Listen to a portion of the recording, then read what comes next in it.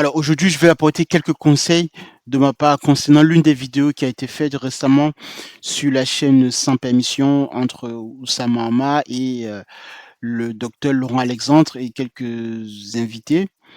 Alors pour une fois, je dois dire que je suis un tout petit peu assez en phase, en ligne avec leurs propos, notamment les propos du docteur Laurent Alexandre et Oussama Hamma. Pourquoi? Parce qu'en fait, je vais vous expliquer bien cela dans la suite de la vidéo, mais c'est sur un plan bien particulier, sur l'aspect des conseils auprès de la jeunesse. La jeunesse notamment, donc celle qui va être concernée le plus par les changements que nous voyons déjà que l'IA apporte au quotidien, notamment dans le monde du marché de l'emploi, et surtout, justement, dans l'aspect économico-social qui sévit en France déjà depuis quelques années, et surtout comment le l'État français, comme ça au fil des années, gère la situation économique et sociale en France. Donc c'est dans ce contexte bien particulier français que je vais apporter ma part de réponse là-dessus. Donc pour l'instant, écoutons d'abord ce que eux ils ont dit à ce niveau-là, et après on va rebondir. Je pense que c'est alors c'était ici 48-30. Ok, d'accord là. Le niveau d'énervement est super élevé, le niveau de sentiment d'injustice est élevé. Ça a tous les ingrédients de la libanalisation dont tu parlais. Le drame du Liban, c'est que les types se sont foutus sur la gueule pendant 20 ans.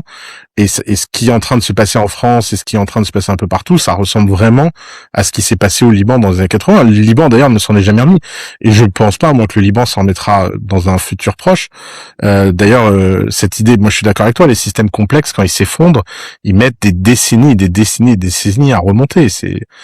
Et le problème, c'est qu'on dirait que notre destin a été scellé dans les années 2000 quand on a commencé à vouloir devenir une société chinoise sans en avoir les moyens, quoi. Si je comprends bien, aujourd'hui, l'évolution technologique et notamment de l'IA pourrait créer plus de chaos que d'ordre, et notamment dans notre société. Le risque, Oussama, que tu évoques, c'est une guerre civile. Euh, Quel conseil est-ce qu'on peut donner aux jeunes concrètement, aux gens qui sont motivés, qui ont envie de réussir dans ce contexte-là? Alors avant de continuer, il est essentiel de rebondir ici. Pourquoi? Parce qu'en fait, on voit bien que donc l'IA, vous le pressentez déjà, vous savez déjà et vous voyez déjà au fur et à mesure comme ça pour certains qui sont les plus aguerris dans l'usage des technologies autour de l'IA, perçoivent comme ça déjà de manière plus concrète les changements majeurs que l'IA est en train d'apporter et que bien sûr les prochaines générations d'IA vont apporter. Et dans ce cadre-là, la question qui va se poser et qui se pose déjà aux États-Unis, à la Silicon Valley, c'est euh, comment l'État va-t-il gérer cet impact au niveau de la masse? Donc cet impact qui va forcément donc créer des bouleversements majeurs sur tous les plans, le marché de l'emploi en priorité évidemment. Donc le fait que on va avoir comme ça des différences, des disparités entre les couches sociales d'autant plus, voilà, d'accord? Et surtout en France, quand on voit bien que la gestion de l'État se veut être un système socialiste, voire un peu plus loin pour certains, à peu près communiste. Bon, je laisse cela, au jugement d'autres personnes, mais vraiment poussé vers l'extrême égalité et parfois cela se retourne même contre réellement l'égalité en soi. Parce que quand on regarde bien la situation en France, on voit bien que plus vous travaillez, plus vous avez un meilleur travail et plus vous êtes taxé comme ça au fur et à mesure. Et donc, avec l'avènement de l'IA et de toutes les technologies que l'IA permet, on voit comme ça que plus vous allez vous former autour des technologies de l'IA, plus vous allez pouvoir vous former, avoir des connaissances beaucoup plus pointues en IA.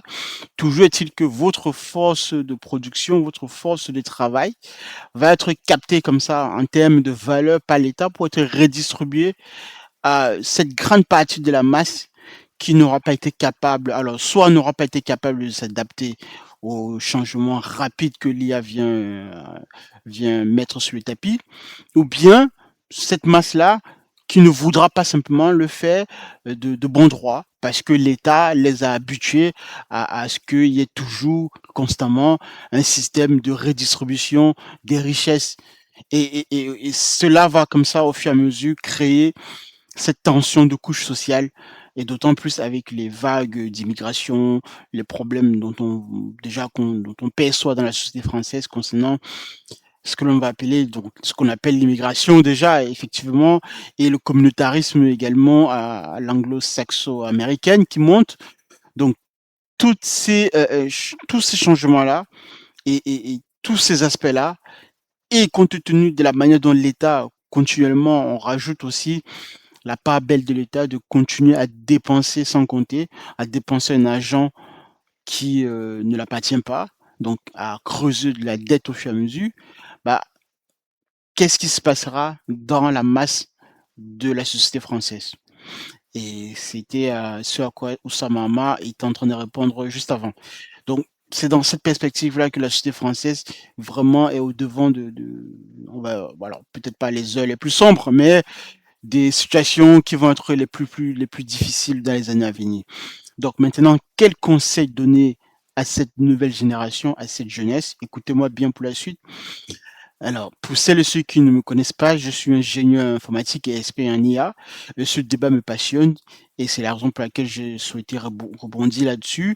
Et je trouve que leurs arguments, en tout cas dans le fil conducteur, est assez correct. Donc, j'apportais simplement juste cette précision-là en mettant en perspective comme ça les différents éléments et facteurs qui justifient cette idée de se dire que d'ici 5 à 6 ans, et plus on va avancer vers la super intelligence, le gap qui va se creuser entre une minorité de plus en plus qui aura fait le pari que l'IA va être la rampe de lancement pour s'échapper, pour avoir une situation beaucoup plus fiable, beaucoup plus intéressante sur le plan économique, social et même culturel, d'accord?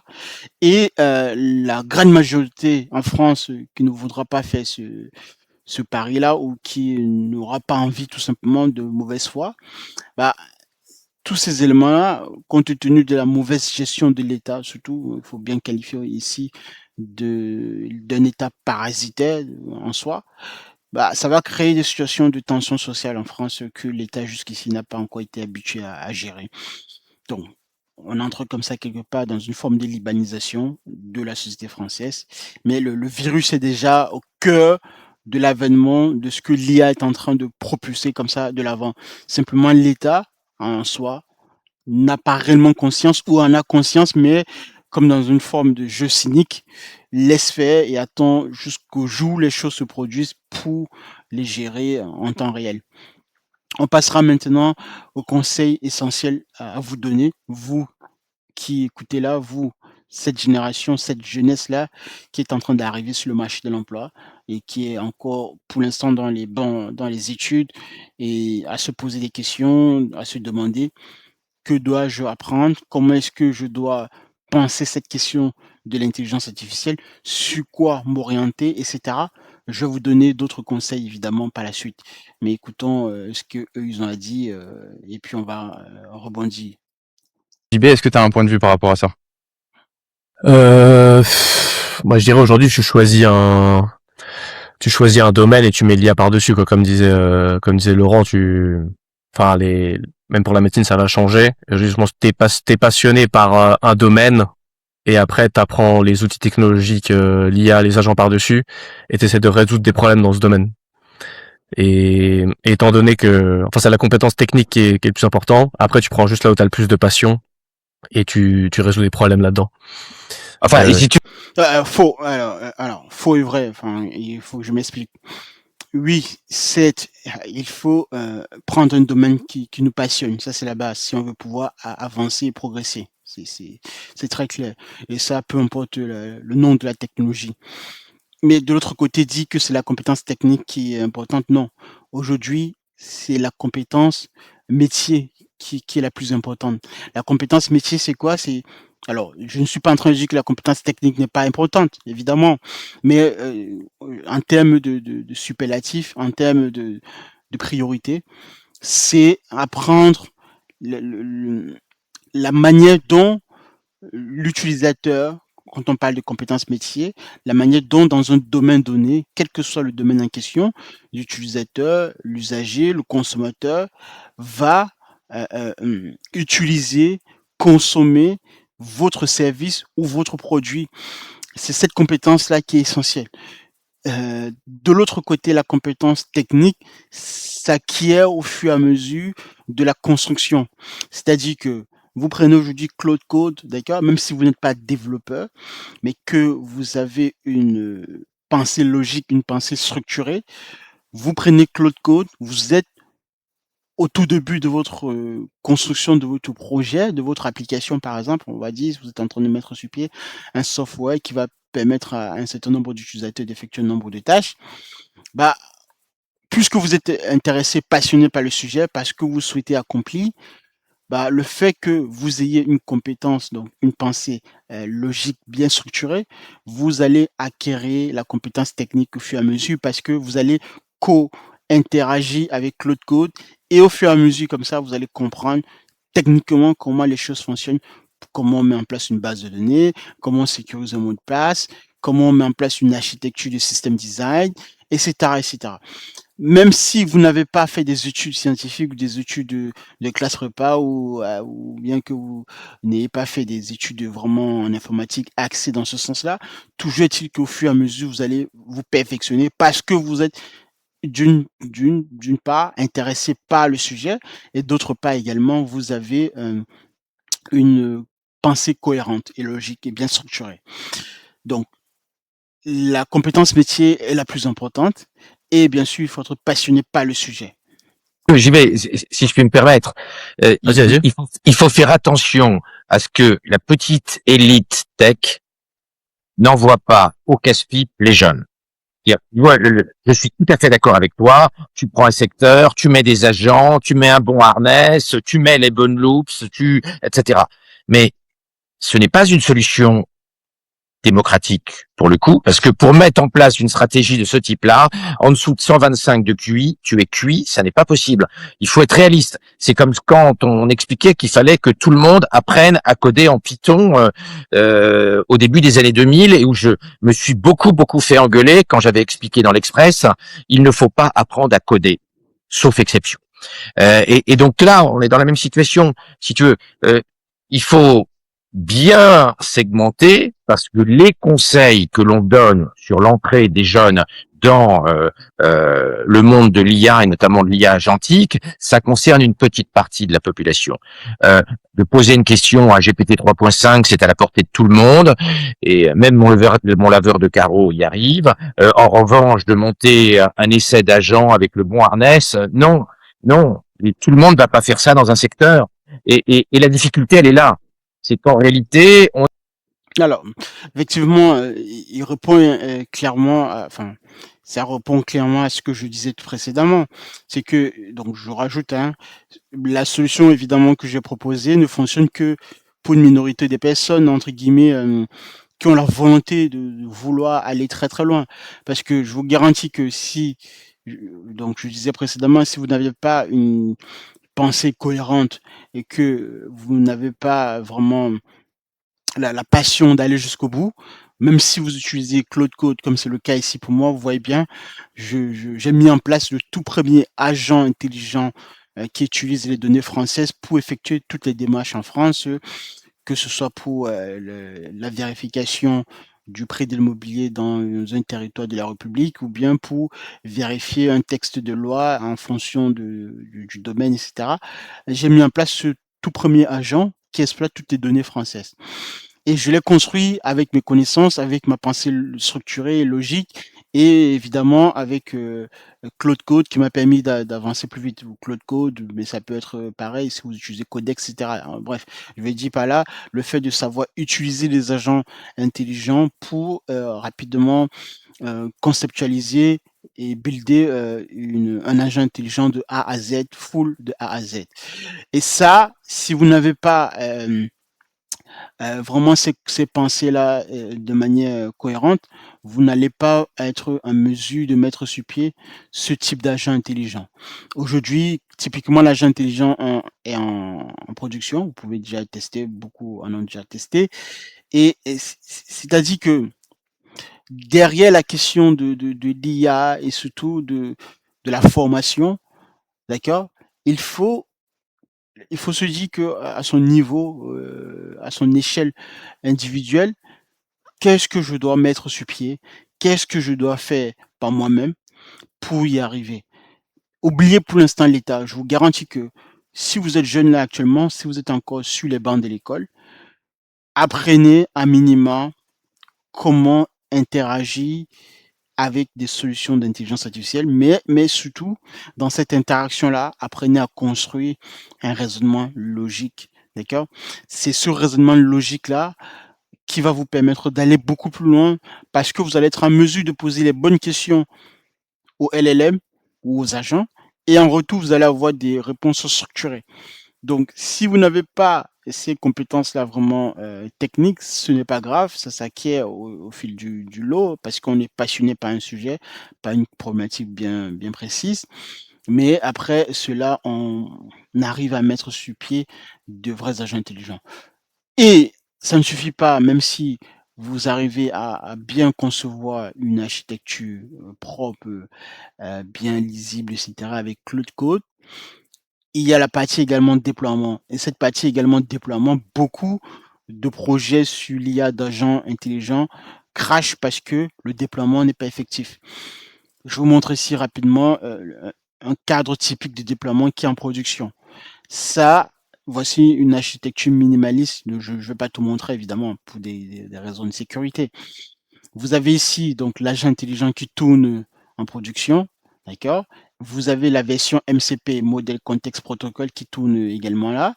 Ici, vous avez l'ensemble de tous les vecteurs qui permettent d'indexer toutes les données lorsque on en a besoin pour mettre sur pied une vérification auprès d'une base de données ou bien présenter à l'utilisateur des citations concernant un texte de loi ou des données chiffrées ou des sources en question.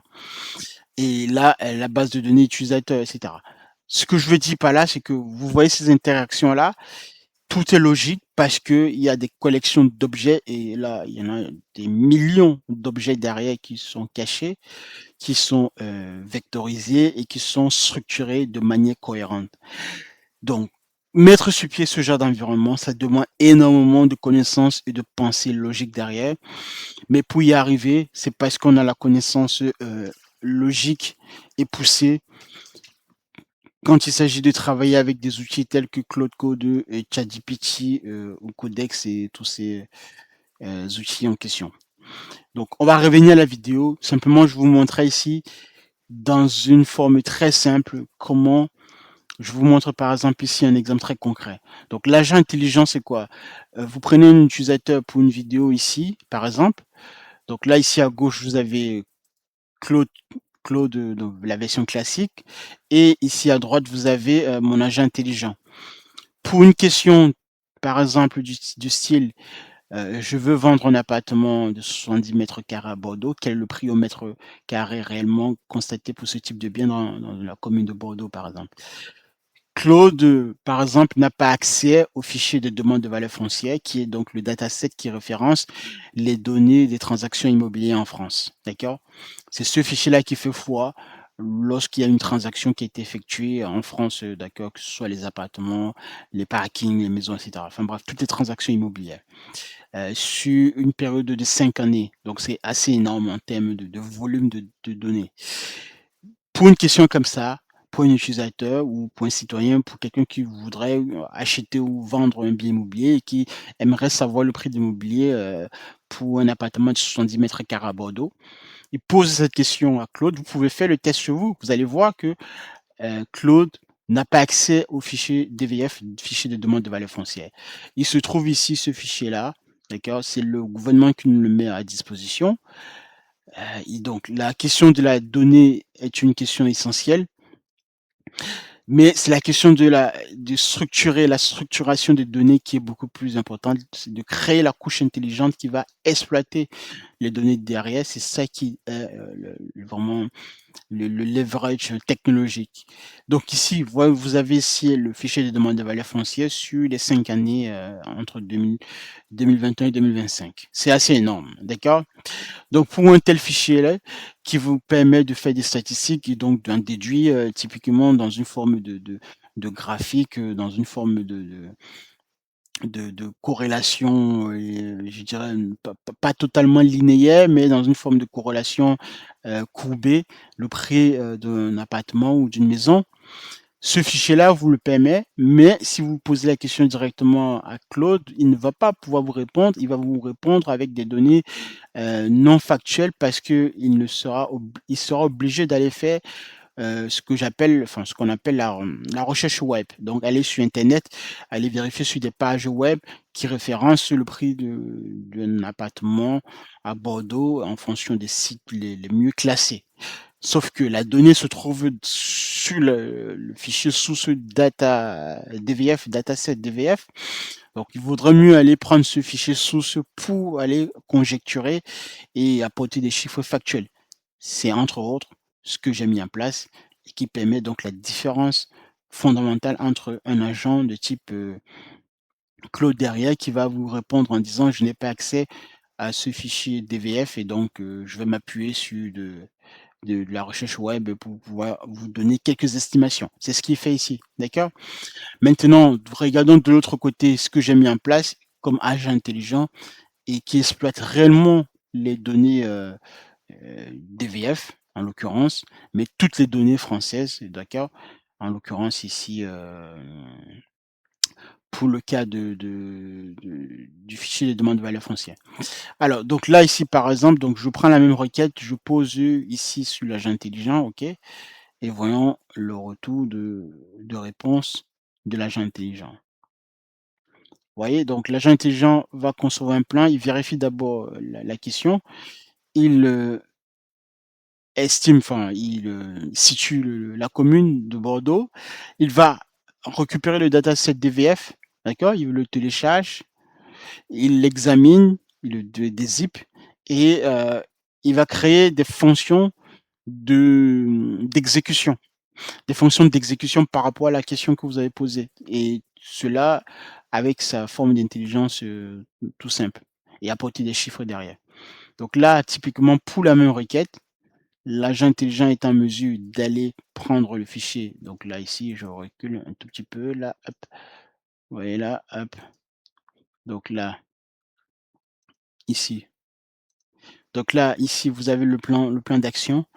Donc, situer la commune de Bordeaux, trouver le dataset DVF, inspecter le schéma de ressources DVF, interroger les transactions d'appartements à Bordeaux, calculer la médiane et produire le récapitulatif chiffré et synthèse de suggestions de suivi. Voilà la différence fondamentale. Parce que c'est un agent intelligent qui a été conçu de telle manière. Maintenant, ça c'est un cas d'espèce que je vous montre là pour le fichier de demande de valeur foncière. Mais imaginez maintenant que j'ai pu faire la même chose sur toutes les données, d'accord? Jeux de données, API, fichiers que vous voyez là, entre autres, sur la plateforme des données publiques françaises. Je vous laisse imaginer. Voilà. Donc c'est vraiment la différence fondamentale entre mon agent intelligent et Claude. Et la version MCP, elle arrive bientôt. D'accord? La version MCP, elle est là. D'accord? Elle est ici. Elle arrive bientôt. Je ne vais pas cliquer parce que pour des raisons de sécurité, évidemment. Mais pour l'instant, je vous montrer la version web en démo ici. Donc, je peux me connecter là, par exemple, typiquement là, ici, pour vous montrer qu'il y a bel et bien des requêtes effectives qui ont déjà été lancées. Voilà, typiquement là, ici. OK. Je vous montre un test en live, par exemple. Donc là, bon, je vais prendre quelque chose qui avait déjà été, voilà, là, hop. Vous voyez là, un utilisateur qui peut poser cette question-là, ici. Et en retour, vous avez l'agent intelligent qui est capable de répondre sur le même principe qu'un Claude, mais la seule différence, c'est que les données proviennent effectivement des sources officielles de l'État. Et derrière, pour mettre cela en place, il a fallu que je pense une architecture cohérente avec des vecteurs, avec des sources de données vectorisées venant des datasets de l'État, que l'État nous met à disposition, de données publiques, et surtout créer la couche intelligente la plus sophistiquée et la plus cohérente pour apporter une réponse juste et fiable à l'utilisateur. Ça, ce sont des compétences qui s'apprennent parce qu'on a une pensée logique, une pensée structurée, et qu'on a aussi, bien sûr, la passion dans son métier, dans son cadre de domaine. D'accord? Mon domaine, c'est l'IT, et c'est l'ingénierie informatique, c'est la pensée structurée, c'est la science, d'accord? La science dure, les mathématiques. Et donc, à ce niveau-là, j'aime bien quand les choses sont faites de manière cohérente et structurée.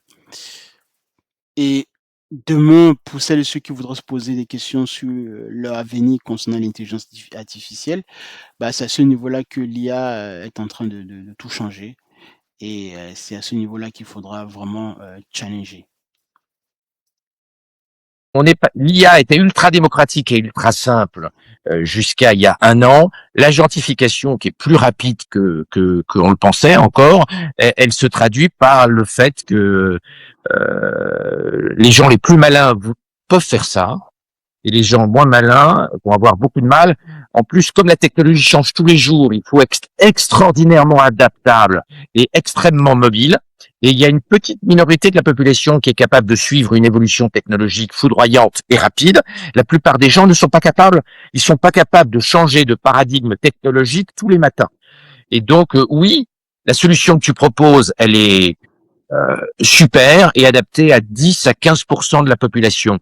La question politique, c'est qu'est-ce qu'on fait des 85% restants. Et je pense qu'Oussama est d'accord avec moi là-dessus.